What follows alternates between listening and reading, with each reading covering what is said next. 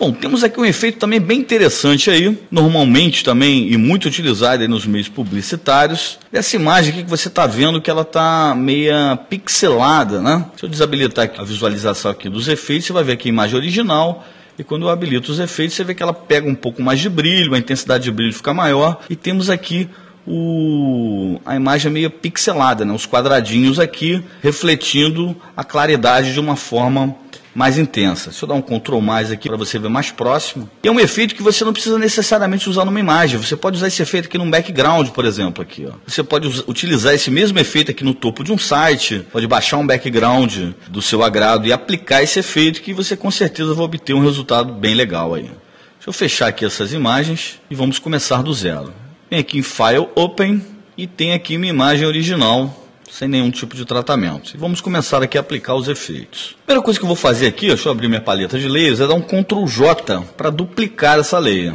Na layer duplicada, eu vou fazer uma alteração aqui na Blend Mode dessa layer para Overlay. Só em fazer isso, você vê que a imagem já ganha um brilho diferente aqui, né? Então vamos aplicar um filtro nessa cópia. Filter, Pixelate, e vamos utilizar a opção Mosaic. Dentro da opção Mosaic, você vai escolher aqui no tamanho da célula, o tamanho que mais lhe agrada. Isso aqui também vai variar de fotografia para fotografia, mas com calma aí na sua casa você vai encontrar o melhor resultado possível. Eu escolhi aqui um tamanho de 59 square.